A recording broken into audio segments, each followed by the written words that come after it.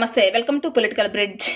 మొన్న గోరంట్ల మాధవ్ గారు దేవుడి మీద భక్తి విషయంలో ఫ్యామిలీ ట్రీస్ తీసుకొచ్చి మాట్లాడారు కదా. చంద్రబాబు నాయుడు గారి ఫ్యామిలీ ట్రీ గురించి మాట్లాడారు, జగన్మోహన్ రెడ్డి గారి ఫ్యామిలీ ట్రీ గురించి మాట్లాడారు. అసలు చంద్రబాబు నాయుడు గారికి వెంకటేశ్వర స్వామి మీద భక్తి లేదు, ఏం లేదు. కావాలంటే వాళ్ళ ఇంట్లో వాళ్ళ పేర్లు చూసుకోండి అని చెప్పేసి పేర్లు చదివారు.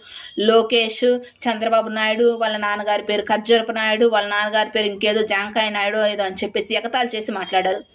జగన్మోహన్ రెడ్డి గారి ఫ్యామిలీ గురించి కూడా మాట్లాడారు. జగన్మోహన్ రెడ్డి గారు, రాజశేఖర్ రెడ్డి గారు, రాజారెడ్డి గారు, వాళ్ళ నాన్నగారి పేరు వెంకటరెడ్డి గారు అని చెప్పేసి వెంకటేశ్వర స్వామి మీద భక్తి ఉంది కాబట్టి వెంకటరెడ్డి గారు అని పెట్టుకున్నారు.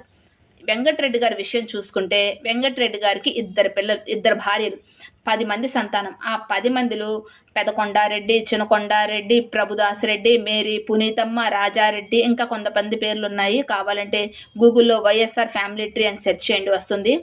మేరీ పునీతమ్మ అంటే ఈ పేరు ఎవరు పెట్టుకుంటారు? జీసస్ నమ్ముకున్నోళ్ళే కదా ఆ పేరు పెట్టుకునేది. అంటే జగన్మోహన్ రెడ్డి గారి తాతగారి నాన్నగారి హయాంలోనే వాళ్ళు క్రిస్టియానిటీలోకి వచ్చారు. పూర్తిగా జీసస్ నమ్ముకున్నారు, జీసస్నే ఆరాధిస్తూ ఉంటారు. వీళ్ళకి హిందూ దేవుళ్ళ మీద నమ్మకం లేదు. కావాలంటే రాజశేఖర్ రెడ్డి గారి జయంతి వర్ధంతి రోజున వీళ్ళు ఆ సమాధి దగ్గరికి వెళ్ళి ప్రార్థనలు చేస్తారు, బైబిల్ చదువుతారు. మరి గోరంట్ల మాధవ్ గారు ఈ విషయం ఎందుకు చెప్పలేదంటారు?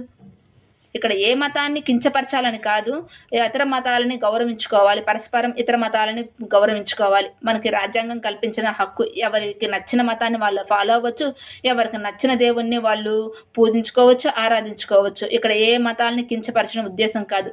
జగన్మోహన్ రెడ్డి గారు పూర్తిగా ఒక క్రిస్టియన్. కావాలంటే గూగుల్లో వైఎస్ రాజారెడ్డి గారి మతం ఏంటి అని సెర్చ్ చేయండి. వైఎస్ రాజారెడ్డి గారు క్రైస్తవ కుటుంబంలో జన్మించారు అని ఉంటుంది, కావాలంటే సెర్చ్ చేసుకోండి.